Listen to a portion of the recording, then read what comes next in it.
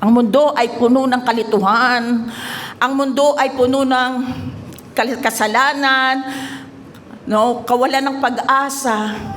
Pero nagliliwanag tayo mula sa liwanag ni Kristo. Hindi galing sa atin yung liwanag. Galing kay Hesukristo. Nagiging spiritual lighthouse tayo. Gumagabay sa mga taong nangangailangan ng liwanag patungong kay Kristo. Yung una nating topic ay we rise from darkness. Dati tayong nasa kadiliman, hinugot tayo sa dilim ng Panginoon. Kaya tayo ay napunta na sa liwanag. Ang series number 2 ay His Glory Shines sa atin. Nagliliwanag yung glory ng Panginoon. Inside us, lumalabas. Amen? And ang series, yung last week, we rise and shine even in trouble because of His grace and mercy. Ano man yung struggle natin, ano man yung pinagdaraanan natin, magsashine tayo. Kasi nandyan ang Diyos, kasama natin lagi. Amen? Sabi nga, di ba dyan sa Isaiah 60, na kahit ang mundo ay padilim ng padilim, ang mga mananampalataya ay paliwanag ng paliwanag, pa-shine ng pa-shine. Kailangan lang talaga lumakad ka ayon sa salita ng Diyos at ang buhay mo ay magiging payapa, ang buhay mo ay magiging maayos. Amen? I-renew natin yung isip natin sa pamamagitan ng salita ng Diyos. At hahayaan mo ang Diyos ang kumilos sa bawat desisyon natin, sa bawat sasabihin natin. Amen ba? Amen. Nung nakaraan, no? Grabe yung di ba? Kung makikita mo sa news, yung US, Europe, grabe. Blizzard, grabe yung snowstorm. Pero nung nakaraan, nakita ko may parte sa Australia na sobra namang init. Hindi lang, okay talagang umiinit. Kaya lang, sobrang yelo, sobrang init. Grabe, no? Kakaiba na talaga yung mundo. Kasi nalalapit na ang pagbabalik ng Panginoon. Huwag na tayong lumayo. Kagabi lang, nag-flash flood sa Bacolod City. Sa Negros Occidental or Oriental, basta nag-flash flood kasi walang tigil ang ulan. So bumaha na naman. Sa bandang Sultan Kudarat, may swarm of earthquake.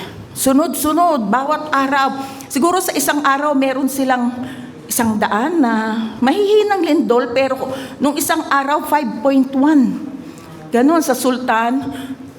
Siguro, nakikita ko lang natin dito sa Pilipinas, pero sa ibang bansa siguro marami ding mga nangyayari. Pero hindi natin iyon katatakutan. Dahil alam natin na tayo ay niligtas ng Panginoong Hesukristo. Amen?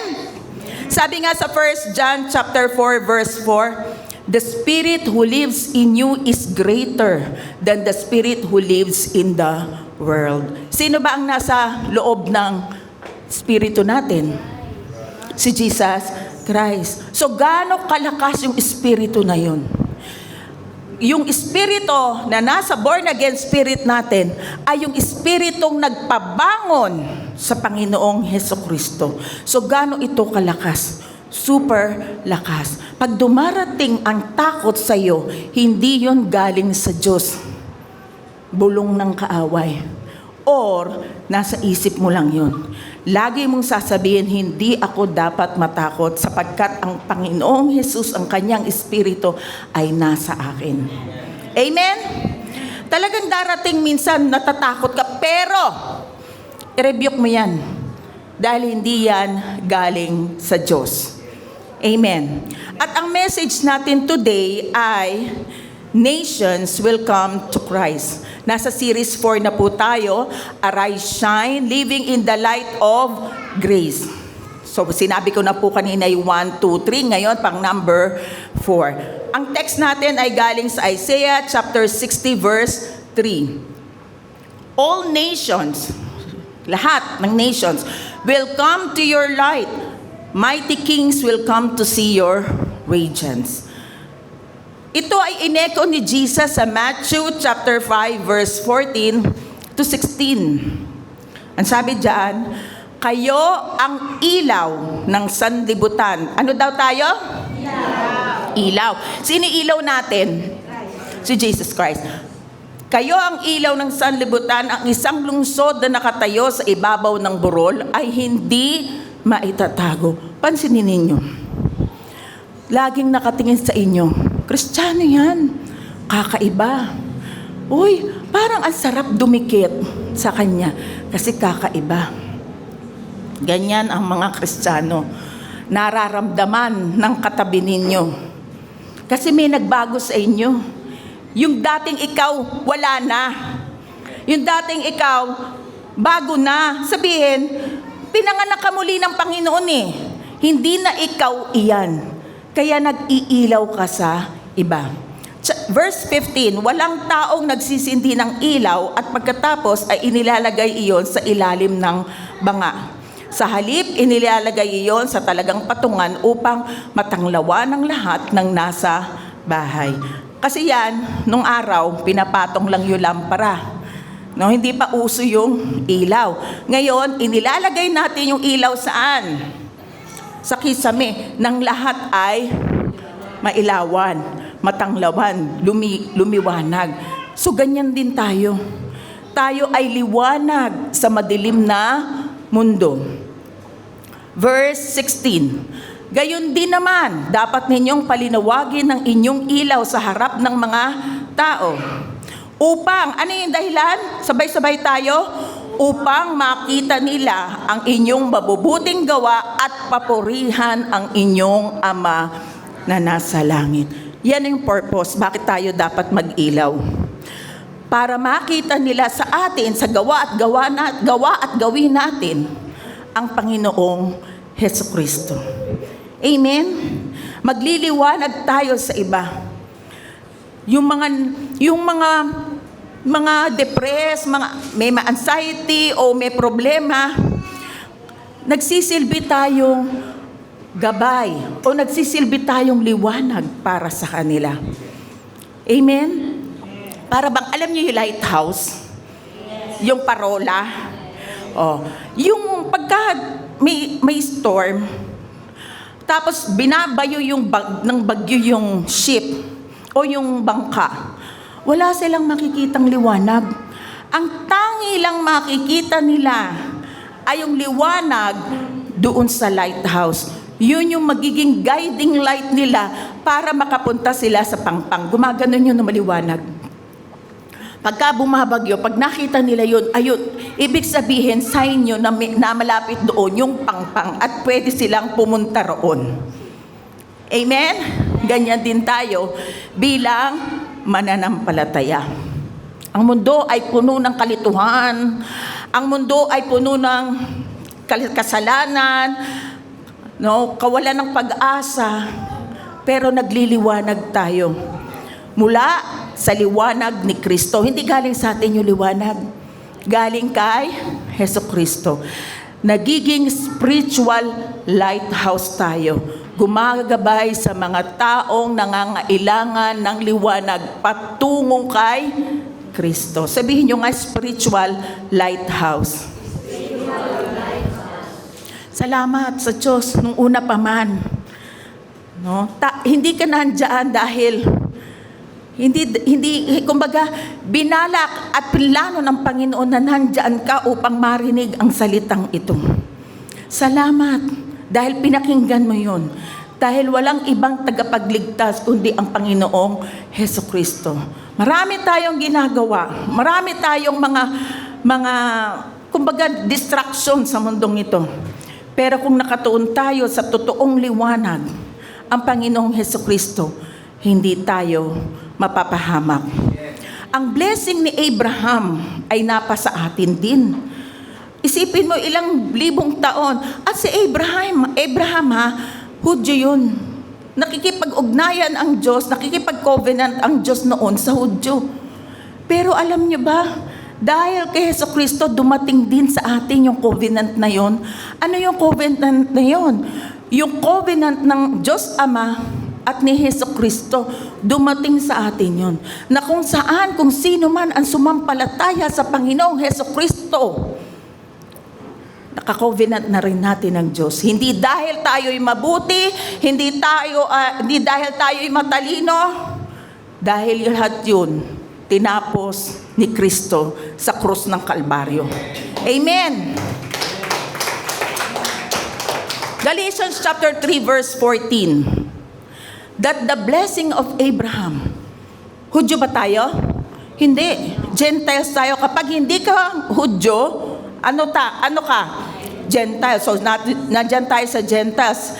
That the blessing of Abraham might come upon the Gentiles in Christ Jesus. Bakit pati tayo nasama?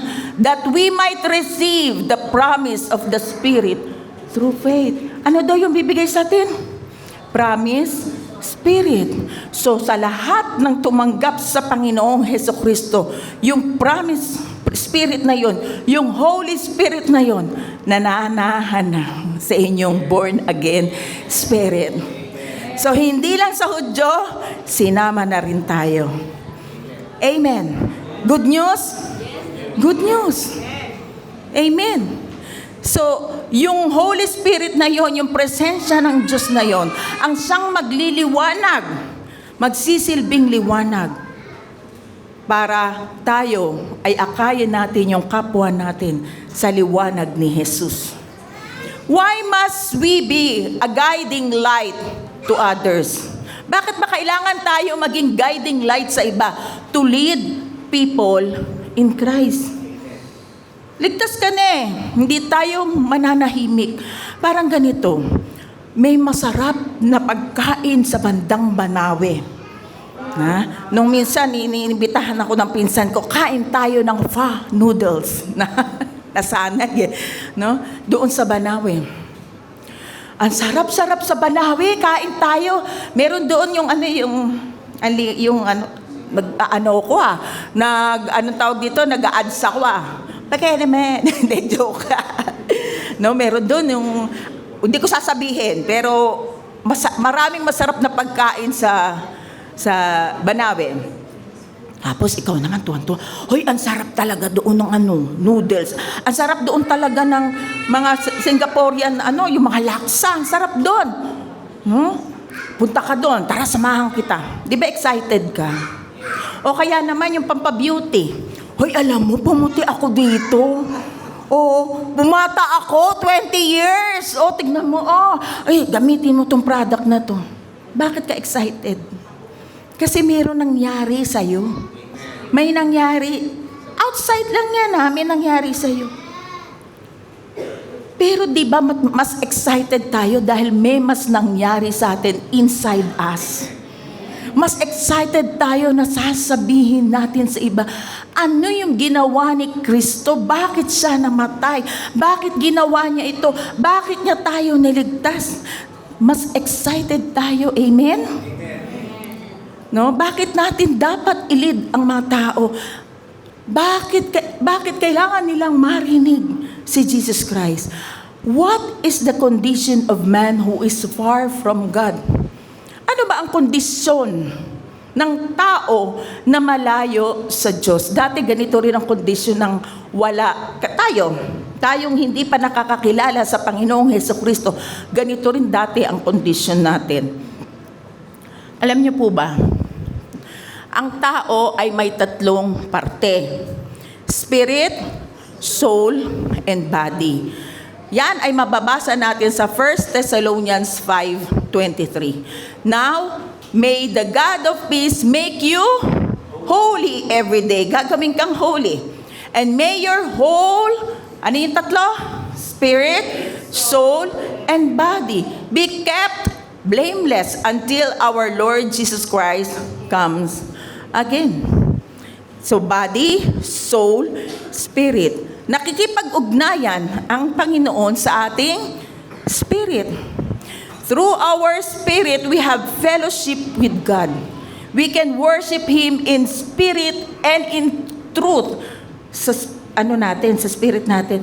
God is spirit. Kaya sa spirit din natin siya paano? Ako communicate? Paano kung yung spirit na yun ay patay, nakahiwalay sa Diyos? Kumbaga sa cellphone, paano mo matatawagan yung kaibigan mo kung patay ang cellphone niya? Matatawagan mo? Hindi. Ganon din ang communication natin kay God. Kung hiwalay, kung patay ang espiritu natin sa Panginoon, wala tayong fellowship with Him. Amen. Amen? So yun yung patay. Kaya sinasabing patay. Alam niyo po ba, bakit nagkaganon? Bakit namatay yung pakikipagrelasyon ng tao sa Diyos? Baybayin natin sa Genesis. Kasi sabi sa Genesis chapter 2 verse 17, "But of the tree of the knowledge of good and evil you shall not eat. For in the day that you eat of it, you shall surely."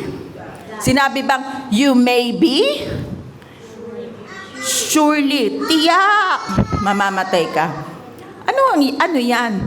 Nung nilikha ng Diyos ang Garden of Eden, kompleto na.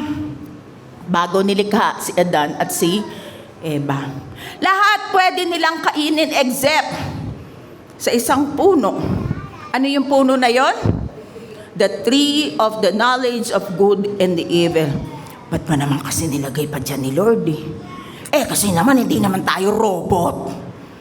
Tama? We are created in the image of God. So may kakayanan tayong pumili. Pipili ka. Maraming pagpili. Pero dito, sa bagay na ito, sinabi na ni Lord, huwag mong kainin. Kasi you will surely die. So ganun nga. Pinili ni Adam and ni Eve na suwayin ang sinabi ng Diyos. Kinain nila yung bunga na binabawal. Kaya huwag niyo sisihin ng Diyos, ba't nilagay dyan? Amen? Una, sabi ko sa inyo, yung pagpili natin.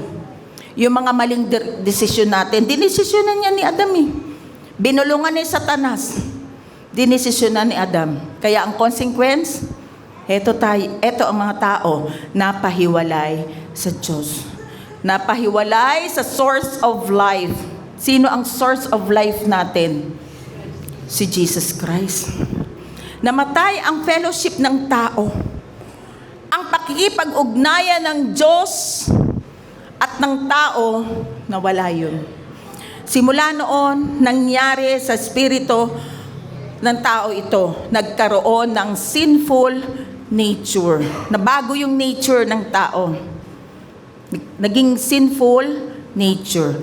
At ito ang kalagayan ng mga tao. Ito yung description ng Bible na ang tao ay may sinful nature. The condition of man who is far from God. Number 1, spiritually dead. Makibabasa natin yan sa Ephesians chapter 2 verse 1 and 2. Patay. Pag sinabi bang patay, ganyan. Pag sinabing patay, nahiwalay sa Diyos. Yung pakikipag-usap, pakikipag-fellowship, pakikipag-communicate ng tao sa Diyos, namatay. Kaya spiritually dead. Sumusunod ang tao sa mga masamang takbo ng mundong ito na wala ang focus niya sa source of life. Amen? Under ngayon siya, hindi na sa Diyos. Nagpa-under siya. Kanino? Kay Satan. Kakalungkot, di ba? Spiritually lost. Luke chapter 19 verse 10. Kaya wag mo sasabihin, natagpuan ko ang Diyos at ako ngayon nasa Kanya. Uy, hindi nawawala ang Diyos. Sino ang nawawala? Tao. Kaya mas maganda, nung natagpuan ako ng Diyos, nasa putikan ako. Nasa malalim akong banga, punong-puno ng basura. Ako'y Kanyang inangat. Naging poetic na ako. Pinasasaya ko lang kayo, masyado kayong seryoso. Ibig ko sabihin, tayo'y nawala sa Diyos. No, nawala, na-lost tayo. Number 3, spiritually blind. 2 Corinthians chapter 4, verse 4. No, nabulag tayo ng katotohanan. Hinaharap mo na sa Kanya yung Biblia. Ito sinabi sa Biblia. Hindi yan. May sarili siyang katwiran. Mali yan, mali. Minali pa ang Word of God. Hindi tama yan. May sarili siyang desisyon kasi nga spiritually blind. Spiritually deaf. Hindi siya nakikinig. Tara, mag-Bible study tayo. Physically present, pero malayo ang tingin. Wala yung isip sa Bible. Spiritually deaf. Hindi niya naririnig. Kahit anong payo mo, kahit anong sinasabi mo about Word of God, bingi siya. Spiritually darkened and hardened. Matigas ang puso. Matigas ang kanyang damdamin, ang ulo. Pinatigas ni Satanas. Yaan ang kalagayan ng tao nang wala sa Panginoon. Dati ganyan tayo. Pero salamat sa Panginoong Hesukristo, binago tayo. Amen? Papakita ko sa inyo yung illustration na ito. Yung trichotomy o tripartite. Di ba may tatlo tayong bahagi? Ang tawag doon ay tripartite, tatlong bahagi. Spirit, soul, and body. Ito yung nangyari sa atin. Yung spirito natin, nagkaroon ng separation sa Panginoon at nagkaroon ng instant death. Instantly, nahiwalay ka sa Diyos. Instantly, nahiwalay ka sa life source. Kaya ang tawag, patay. Dead. Amen? Ngayon, ang totoong tayo ay hindi itong katawan na to. Ang totoong tayo ay spirito. Ang totoong tayo ay spirito na mayroong soul. Ano yung soul? Ang soul, nandiyan yung emotion mo, andyan yung isip mo, andyan yung will mo na gumawa. Sa soul part yun. Sa mga decision mo, saan yung bahagi? Sa soul. Ang nangyari, nagiging corrupt. No? Nako-corrupt yung soul, nako-corrupt yung isip, nako-corrupt yung damdamin. Gradual death. Bakit? Kasi nahiwalay ka sa tunay na life source eh. Kaya gradually, yung soul mo, unti-unti ring nako-corrupt. Sabi nyo dati kami noon, isang sit-sit lang ng magulang namin, takot na takot kami, ngayon. Gradual sinabing gradual, dahan. Ngayon, lumabas na lahat ng litid mo. Ngumanga ka na ng, sumigaw ka na, wait lang po. Bakit? Gradually. Diba sabi nga, habang dumadating o habang napapalapit na ang pagbabalik ng Panginoon, anong sabi sa Bible? Pasama ng pasama. Dating mabuti. Dati. Eto nga kwento ng lola ko mahawakan lang daw. Ipapakasal na kasi hindi maganda ayon sa kanila, mabubuntis daw. Kaya lang, ang nila, conservative, bawal hawakan. Kamusta naman ngayon? Diba? Bakit? Kasi nakorrupt yung soul. Unti-unti nang lumalabas yung totoong nangyari sa espiritu niya. Di ba yung espiritu niya nawala ang connection niya sa Diyos, kaya gradually yung soul nakokorrupt. Nakukuha? At pati ang body. Ang body, sumusunod lang naman yan No? Kaya ang body, nagde-deteriorate din. Kasi yung edad ko, ganito na ako. Hindi. Meron nga akong nakikita sa social media, 70, nag-aano pa hindi lang sumba yung bumubuhat. Diba? Pero totoo, dapat hindi tayo namamatay kasi yun yung disenyo ng Panginoon. Disenyo ng Panginoon na hindi tayo mamamatay. Kaya lang, pinili ni Adam na yung kanyang pagpili ay sundin doon sa nanukso sa kanya. Naku ha, kung bakit ang tao ay masama. Kaya nga nandito tayo Tayong nakakilala sa Panginoon ay magsisilbing liwanag. Tayo din naman inakay tayo, kaya pasalamatan natin kung sino man yung nag-akay sa atin sa Panginoon Amen. Kung hindi sila makulit, ganyan din tayo, yung spirito natin patay. Amen. Kaya ako nagpapasalamat ako sa mga nangungulit sa akin noon. Talagang salamat, super thank you sa buhay nila. Amen? Kasi kung di sila nangulit, wala tayo rito. Ganyan tayo dati. Pero salamat sa Diyos, tayo ay Kanyang natagpuan. O sino na wala? Ang Diyos ba? Tayo ay natagpuan ng Panginoon. Dahil sa Kanyang pagmamahal, pinili Niyang ipadala ang Kanyang bugtong na anak. Ito talaga, John 3:16, alam na ng lahat siguro yan. For God so loved the world that He gave His only begotten Son, that whoever believes in Him will not perish but will have yung iba everlasting, yung iba eternal life. Na kanino ang buhay? Na kay Jesucristo. Kahit ngayon, datnan man tayo, pumantay man ng paa natin, ibig ko sabihin pumantay, matepok man tayo, tandaan natin, kung na kay Kristo ka, bubuhayin kang muli sa Kanyang pagbabalik. Wala nang kamatayan.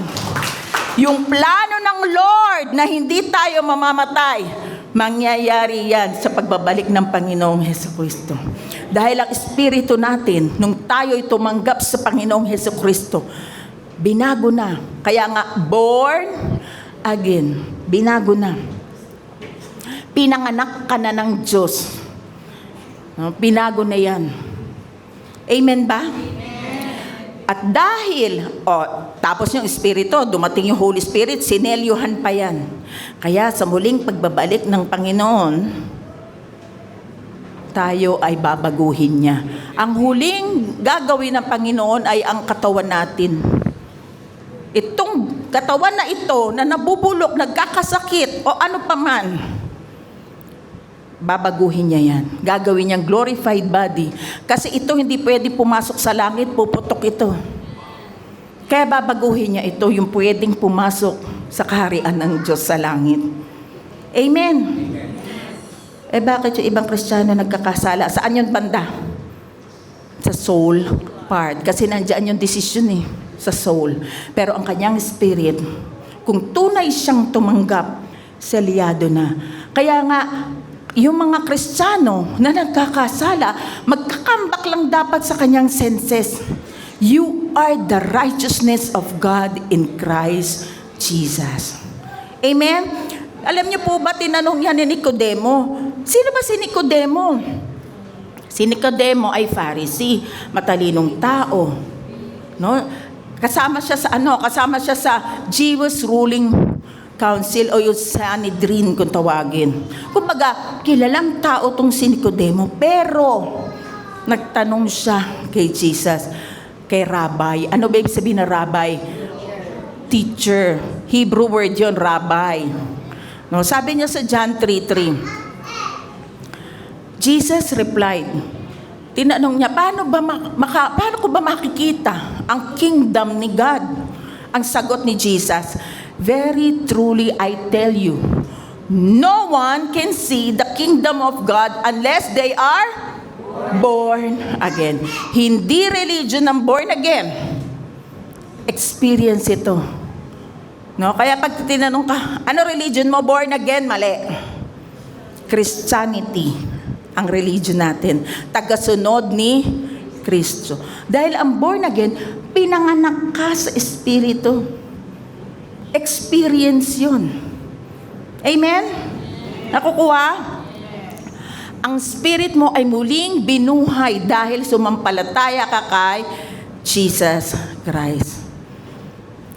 Dahil tinanggap natin ang Panginoon.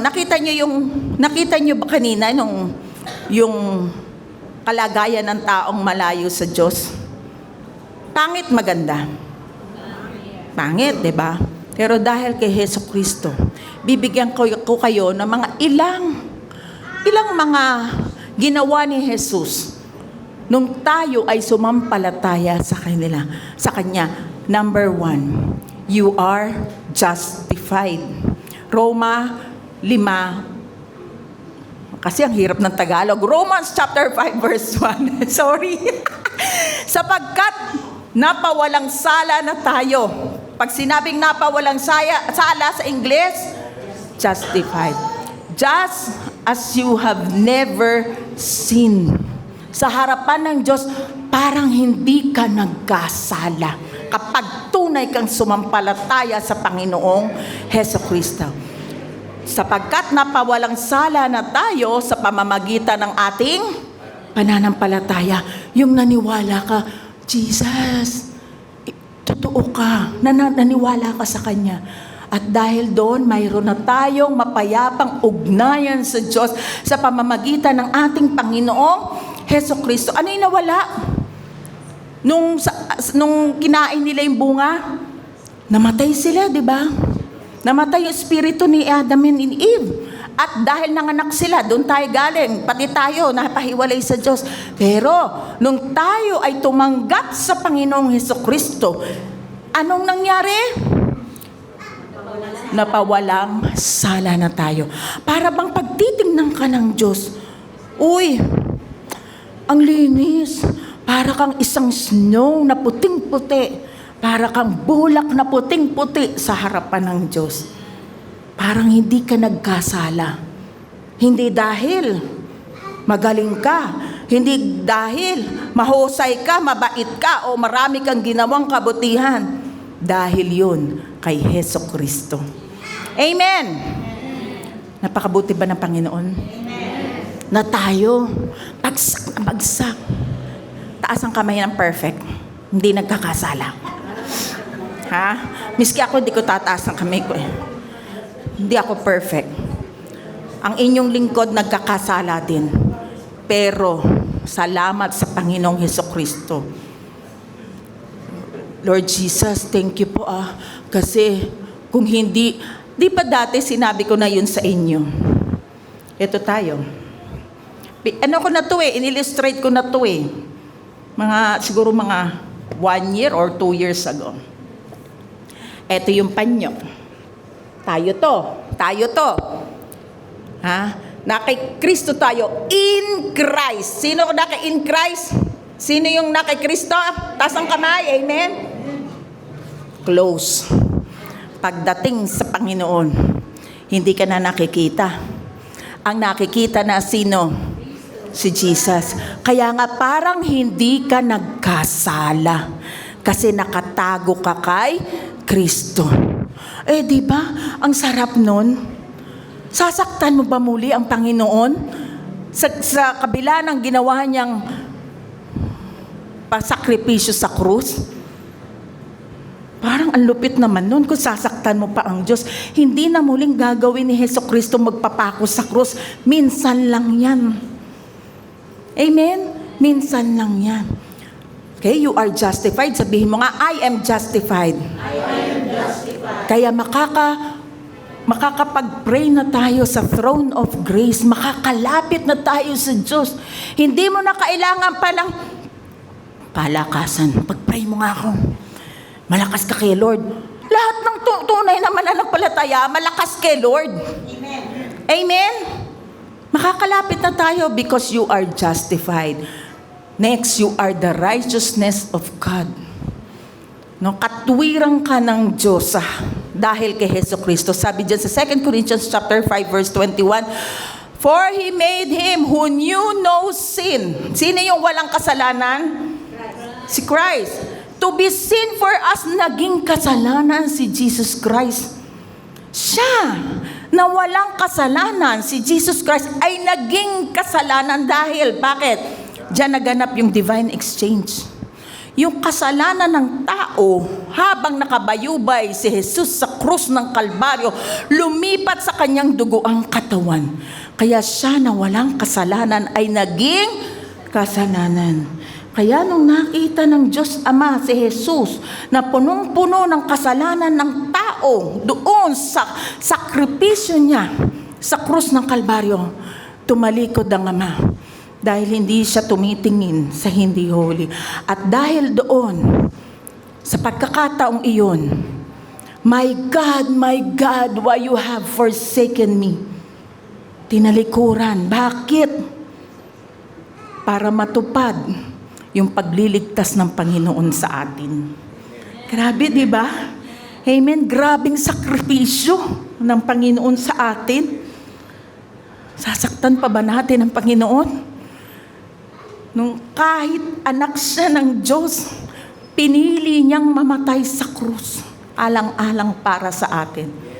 Ang sabi diyan, that we might become the righteousness of God in Him.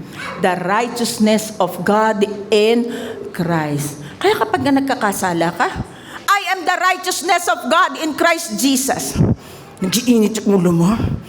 Tandaan mo, I am the righteousness of God in Christ Jesus. Hinga. I am the righteousness of God in Christ Jesus. Ginawa ka ng matuwid ng Panginoon. Katuwiran ka ng Diyos kay Kristo. Yes, may mga pitik. Pero kaya mong labanan. Kasi nasa iyo ang Holy Spirit. Ang pinakamalakas na Espiritu sa lahat. Ang Espiritu ng Diyos na nananahan sa born again spirit mo. Amen! You are right with God. Pag humarap ka sa Diyos, wala ka ng takot. Kinalimutan ng Diyos lahat ng kasalanan mo. Bakit? Dahil kay Hesus Kristo. Masaya ba? Good news? Good news. Good news yun. Next, you are God's child. Kapag pinanganak ka ng nanay mo, anak ka ng nanay mo. Pero kapag pinanganak ka ng Diyos, anak ka ng Diyos. Logic? Tama ba? Amen? John 1:12. Yet, to all who did receive Him, tinanggap mo na ba si Jesus Christ ng buong buo? To those who believe in His name, naniwala ka ba sa Kanya ng tunay? He gave the right to become children of God. Anak ka ng Diyos. Amen. Pag yan ay kinintil mo sa utak mo, sa isip mo, anak ako ng Diyos. Para bang isang, di ba yung mga royalty doon sa Europe? Di ba, tingnan mo, prim and proper sila. Kasi alam nila sila ay hari at reyna. Royalty. O kapag in-instill mo sa mind mo that you are God's child, gagana yung sinabi ng Diyos na ikaw ay holy and righteous. Hindi mo napipiliin pang tumingin sa mundo, sa masamang mundo na ito. Pipiliin mo kung ano yung kalooban ng Panginoon. Hindi para ikaw ay maging holy, pinili mo ang Diyos kasi ginawa kanyang holy. Magkaiba yun. May kaiba yun na gusto kong maging banal para makalapit ako sa Diyos. Magkaiba yun. Inuna muna ng Diyos na maging anak kanya, maging holy and righteous, at saka ka ngayon, response mo yun eh. Gumagawa ka ng tama. Yung naaayon sa Diyos, sa kalooban ng Panginoon. Amen. Naiintindihan ba? Eto pa isang maganda. Sino rito gustong mamatay? Wala. Yung iba itong problema, yung gusto yung kamatayan, ayoko mamatay. Kaya nga iba eh. Ano mga supplement. Pampahaba daw to ng buhay. Kain ka ng gulay. Di ba? Ano. Pero ito pangako ng Diyos. Ha? Kung ikaw ay na kay Kristo, alam mo kung saan ka pupunta. May kanta yun nung araw. Alam mo ba kung saan ka pupunta? Dalawa lang naman ang pupunta. Ang tao, forever talaga espiritu eh. Espiritu forever yan eh. Ang tanong lang, saan ka pupunta? Sa kaharian ng Diyos o sa kaharian ng demonyo? Yun lang yun. Kapag takot kang mamatay, ibig sabihin hindi ka pa sure. Pero kung hindi ka takot mamatay, sure ka. Amen? Pero ito ang sarap na binigay ng Diyos. Napakabuti ng Diyos. You have eternal life. Meron kang buhay na walang hanggan. Sabi ko nga kanina, di ba, ang huling redemption na ibibigay ng Panginoong Hesukristo ay baguhin yung ating katawan. Kahit yan cremate, kahit kinain ka ng pating, at ba may lumubog na may lumubog na barko? Dito lang. 'Di ba? May mga namatay, may mga nawawala, buti natagpuan na. Nabalitaan niyo ba 'yon? Kahit kinain siya ng pating. No? Kahit nabulok siya sa sementeryong maganda. Kung siya ay tunay na tumanggap sa Panginoong Hesukristo, pagbabalik ng Panginoong Hesukristo, papalitan niyon. Alam mo naman makapangyarihan ng Panginoon eh. Lahat ng ashes niya, lahat ng kanyang alabok, pag magsasama-sama yun. At magkakaroon siya ng glorified body. At tayo naman, siyempre, iniintay natin yung rapture. Ayaw na natin ilibing dun, di ba? Gusto natin, makita na natin ang Panginoon. Tayo namang buhay. In an instant, in a twinkling of an eye, babaguhin ang ating katawan. At mapapasa Panginoon na tayo sabay-sabay. Yung mga namatay at tayo, sabay-sabay. Nalalapit na yun. Kung kayo nagbabasa ng world news, ang US at Iran, talagang iringan. Mapapalapit na yun. Amen? Excited na ba? 1 John chapter 5 verse 11 to 12, and this is the testimony. Sabay-sabay tayo dyan. God has given us eternal life, and this life in His Son. Kanino yung eternal life? In His Son, kay Jesus Christ. Kaya, kung tunay kang na kay Kristo, you have eternal life. Wala nang dapat katakutan. Amen? Whoever has the Son has life. Whoever does not have the Son of God does not have life. Alam niyo po, ito po yung ilan lang na mga inheritance ng believers. Ito pa lang ang nalalaman nila, sobra na talaga silang. Alam mo yun, noon, walang social media, walang mic na kagaya nito, walang speaker na kagaya nito, wala silang kahit ano. Pero alam niyo po ba, sa pamamagitan lang ng kanilang bibig, nakapag-akay sila ng marami. Amen? Bakit? Kasi tuwang-tuwa sila sa nalaman nila na sila'y niligtas ng Panginoong Hesukristo, na hindi na nila kailangan pang mag-perform, na hindi na kailangan pa nilang gawin ito, gawin yan para lang mapalapit sa Diyos. Si Hesukristo lang ang sagot para magkaroon ng buhay na walang hanggan. Amen? Sobra noon, nung araw. Daig pa nga natin ngayon nga naka-online na nga, ayaw pang pakinggan. Tama? Ando na nga sa social media, ayaw pang pakinggan ng iba. Pero nandito tayo, magiging spiritual lighthouse tayo ng mga. Salamat sa mga nag-i-invite. Kasi yung nangungulit sa inyo, pasalamatan nyo. Kasi hindi lang pang mundo yung kulit nila sa inyo eh. Pang eternal life. Yun lang, napakalaking pasasalamat na sa kanila dahil sa sobra nilang gusto na i-share ang Panginoong Hesukristo sa inyo. Nakukulitan na kayo sa kanila. Tama ba? Nakulitan kayo sa mga nangungulit sa inyo. Dati ganun din ako eh. Ang kulit naman ito. Pero wala akong nagawa. Dahil nakita ko ang kagandahan ng Panginoon. Amen? Alam niyo po ba noon, pinipersecute sila. Pinapatay.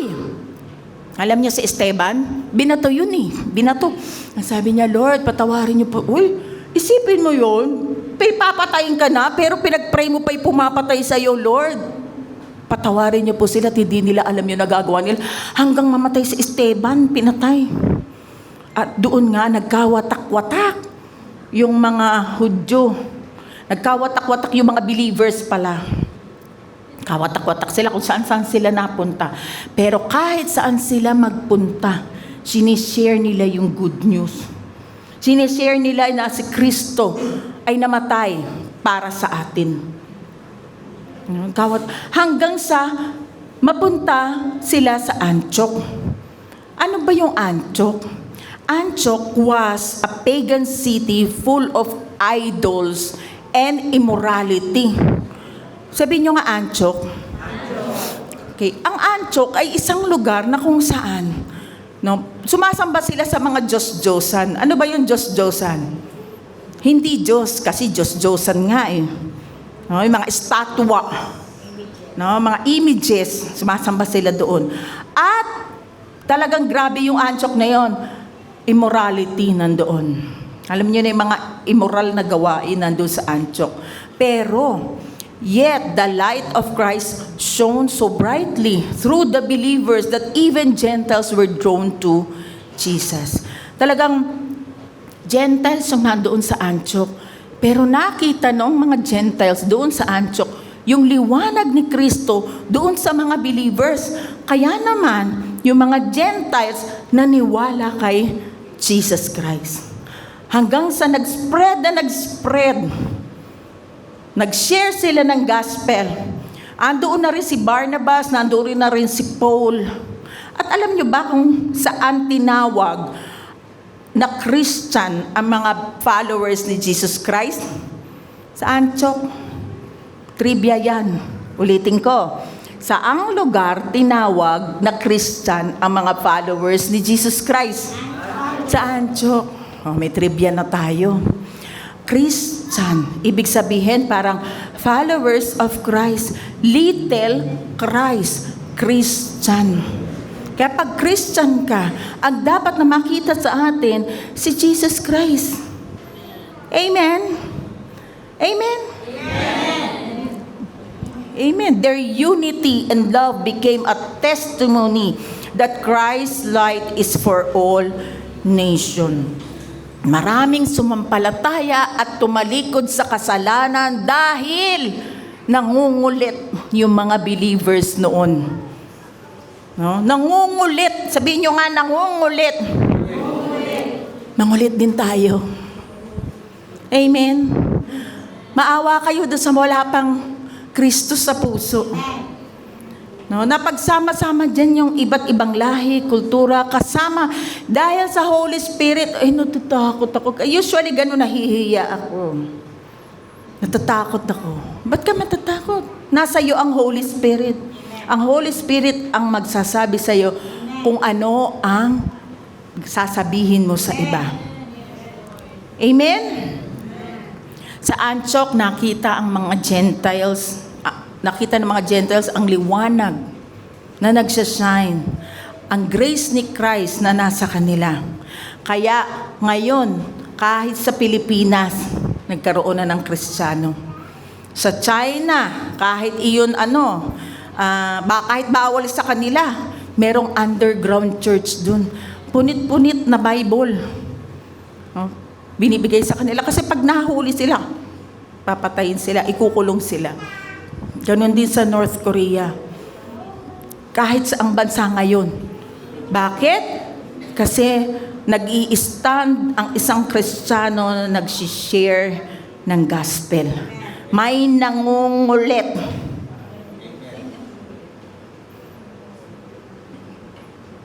Ulitin ko. May nangungulit.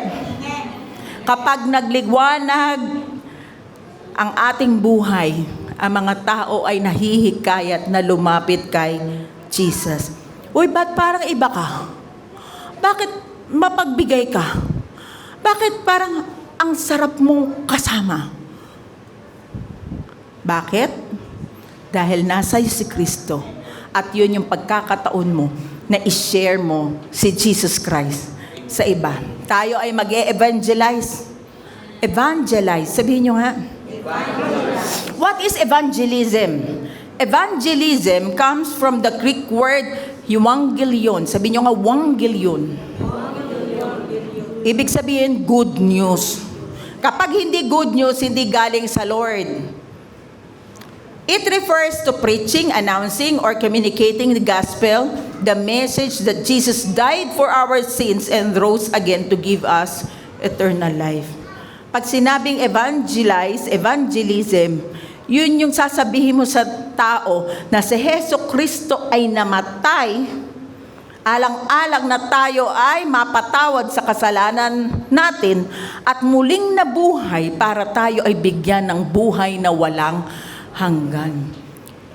Also, evangelism is not just about words.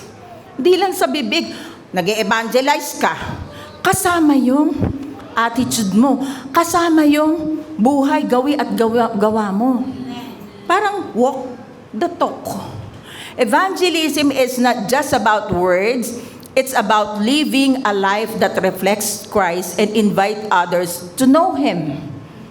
Kasi kapag mabuti ka, hindi na mahirap na mag-evangelize. Hindi na mahirap mag-akay. Amen ba? What are the reasons kung bakit kailangan tayo manghikayat o mag-evangelize? These are the reasons for evangelism. Number 1, because it is God's heart. Puso ng Diyos yan eh. Kaya nga, pumunta siya rito para iligtas yung mga nawawala. Evangelism flows from the very heart of God. He desires that none should perish. Ayaw niya talagang mapahamak tayo. Kaya nga kahit bugtong na anak niya, binigay niya. But that all should come to repentance. Kailangan mong tanggapin na ikaw ay makasalanan. Na kailangan mo ng tagapagligtas. Grace through faith. Ano ibig sabihin? Biyaya through faith. Andiyan yung biyaya ng Diyos. Tanggapin mo na ikaw ay makasalanan. Lord, thank you po. Kailangan po kita. Kayo po ang tagapagligtas ko. Pumasok po kayo sa aking puso. Amen? Kasi yan yung heart ng Lord na walang mapahamak. Number 2, because of the finished work of Christ. Jesus declared, finished. Ang totoo niyan, pag testelestai, finish lang yan, walang it is. Supplied lang yung it is. Finish. Sabihin, tapos na yung ano na to, yung gusto mong, yung pagkahiwalay natin sa Panginoon, tapos na, tinapos ko na. Ako na ang alay. Tapos na, wala ka nang gagawin, manampalataya ka na lang. Salvation is complete, but people must hear and believe to receive it. Yes. Pag may maririnig kayo, hindi mo na kailangan magsisi. Hindi. May pagpili pa rin. Kung paano ang tao pumili sa puno, piliin mo. Tatanggapin mo ba si Kristo ang tagapagligtas mo o hindi? Amen. Evangelism is the bridge that connects Christ's finished work to people's lives. Ano ba yung finished work? Ano ba yan? Lagi ko narinig yung finished work. Ano ba yung finished work? Tinapos na ni Jesus sa krus ng Kalbaryo. Finished work. At nabuhay siyang muli. Finished work. Nandoon na siya sa kanang kamay ng Diyos. Finished work. Mananampalataya ka sa finished work. Amen. Number 3, because people are lost without Christ. All have sinned and fall short of the glory of God. Tama ba? Lahat ay nagkasala. Amen. Without Jesus, people are spiritually dead, separated from God, and without hope. Evangelism is urgent because eternity is at stake. Sabihin nyo nga, urgent. Urgent. Urgent. Akala mo, yung kausap mo ngayon, bukas wala na. Nangyari po yan sa akin. Kasi meron kaming tindang mga gas. Ano lang to konting kwento. Konting testimony. Meron po kami, nagtitinda po kami ng gasol, ng LPG. Ngayon ako, kahit sino kinakausap ko, kahit nga yung mga batang kalye lang sinisiran ko ng kaligtasan. Sabi ko doon, bubuhat siya, habang nagbubuhat siya, nagsisira ko ng gospel, nagsisira. 1 week yun, kinukulit ko siya. Alam niyo po ba, pagbalik nung van, after a week, alam niyo kung ano yung balita? Yung kausap niyo po namatay. Ay, bakit namatay? Inatake po sa puso. Oh my gulay, buti na lang kako nasiran ko. Kasi, kung hindi mo nasiran, saan siya pupunta? At salamat, ginagamit ka ng Panginoon. Sa dami ng pwede niyang gamitin, pinili ka. I-accept mo ba yon o hindi? Nasa iyo yun. Pero dahil kung tunay ka talagang tumanggap sa Panginoon, hindi mo ba mapigil ang bibig mo? Magsishare talaga ako ng gospel. Mangingulit talaga ako. Kasi sabi nga dyan, urgent. Sabihin nyo nga, urgent. Yung kausap mo ngayon, hindi mo alam, mamaya, wala na. Nakakapagsisi, sasabihin mo pa, sayang, nasiran ko talaga sana siya. Amen? Next, number 4. Because we are called to shine. You are the light of the world. Let your light shine before others. Evangelism is not just words. Sabi ko nga kanina, it's living in grace so others see Christ in us. Makita si Jesus sa buhay natin. Our lives become lighthouses guiding people safely to Jesus. Ano tayo? Lighthouse. Ililid natin ang tao kay Jesus Christ. Next, number 5, because it brings joy and transformation. Ang saya pag na kay Kristo, iba. The joy of the Lord is my strength. Pag ginagawa mo, alam mo, pag nag-share ka, ito talaga, ranas talaga naming mag-asawa. Kapag may tumanggap, grabe yung saya. Yung joy sa langit, talagang mararamdaman mo sa puso mo, ang saya-saya mo, may napatanggap ka, may nasyaran ka. At yung transformation, yung dating makasalanan, nagbabago. Nagbabago dahil kay Kristo. Heaven rejoices over one sinner who repents. Kahit isa lang yan, laksa-laksang anghel ang tumatalon sa langit. Yehey! Yehey! May naligtas na naman. Dahil ang God's heart, ayaw niyang may mapahamak. Evangelism brings joy to the church and transformation to communities. Transformation to communities. Isang mayor sa city ng Metro Manila, dahil nakakakilala siya kay Christ, ano nangyayari dun sa city na yon? Pasig. Diba? Yumayaman yung city na yon. Why? Kasi nagsasign sa kanya si Jesus Christ. Nagbabasa yun ng Bible bago yun magsalita sa harapan. Nag-a-ID yun, nakala mo talaga empleyado. Hindi ko siya tinataas. Ine-example ko lang siya. Kasi nagkakaroon ng transformation sa city na yon dahil nagiging lighthouse siya because of Jesus Christ. Yung rubber shoes niya, kaya naman niya bumili ng mamahalin kahit tagpi 50,000, pero sinusuot niya rubber shoes ng Pasig. Why? Gusto niya makita ng tao, hindi si Mayor, si Jesus Christ. Amen? It's not a burden but a privilege to see lives change. Kapag may nagbago, masaya o hindi? Masaya. Sobrang saya. Amen.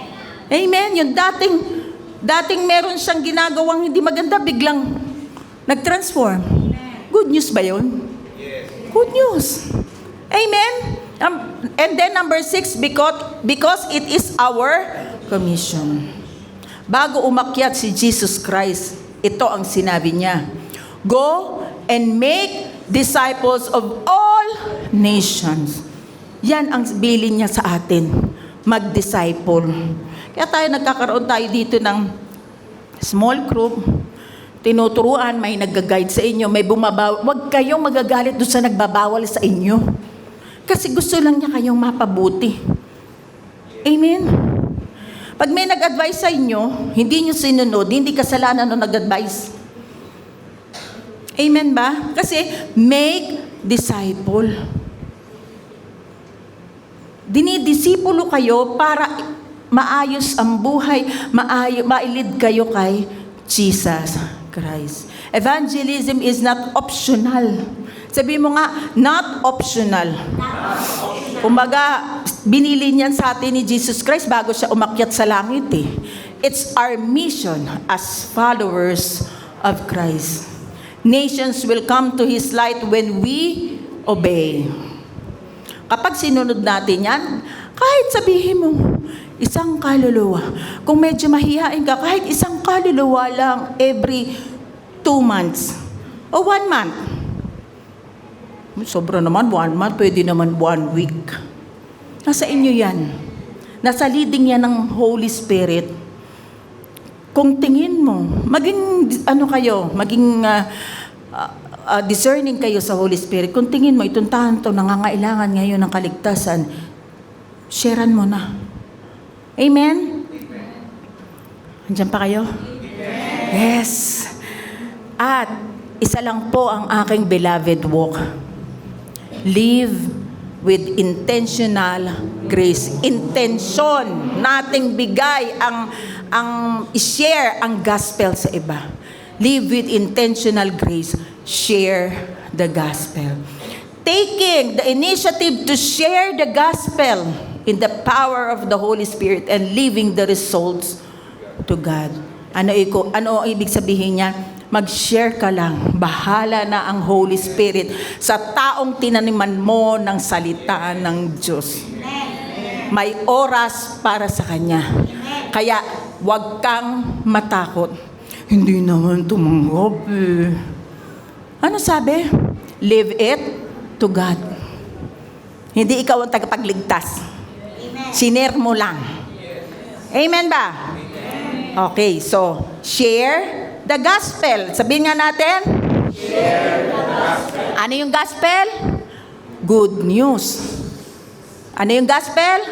Good news. Share the good news about Jesus Christ. Amen.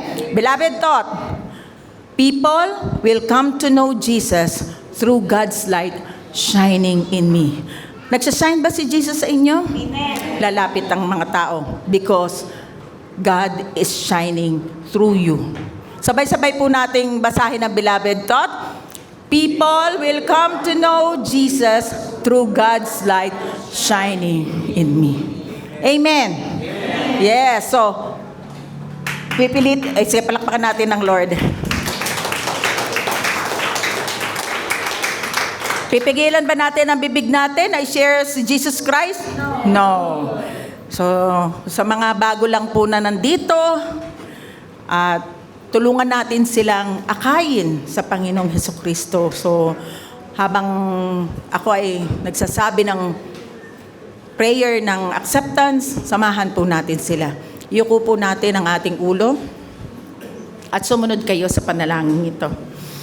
Panginoon, nalalaman ko po na ako'y isang makasalanan. Patawarin niyo po ako sa lahat ng aking nagawa. At nagpapasalamat dahil sa krus ng Kalbaryo, ako po ay inyo na pong pinatawad. Mula ngayon, Panginoon, maghari po kayo sa aking puso. Kayo na po, banal na Espiritu, ang gumabay sa akin. Isulat niyo po ang pangalan ko sa aklat ng buhay. Sa pangalan ni Jesus. Amen. Tumayo na pong lahat.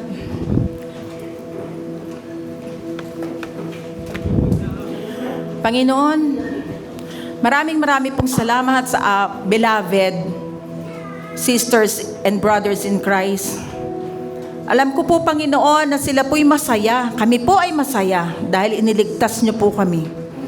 Salamat po sa maraming pagpapala, sa aming kalakasan. Salamat po, Panginoon, lagi niyo po kaming ginagabayan.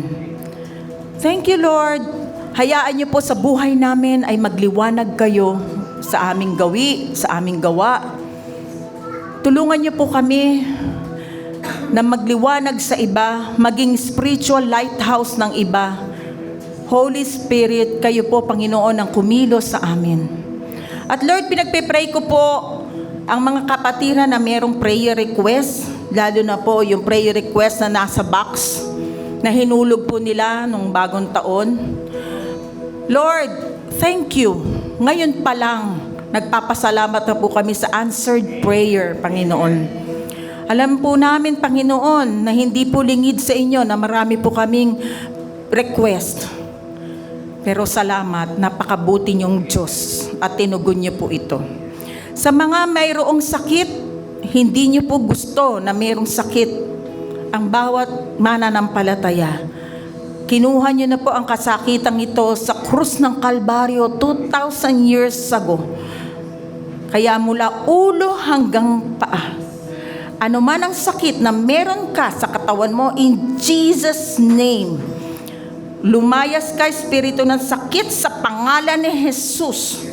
Wala kang karapatan sa katawan ng aming kapatid na ito, in Jesus' name.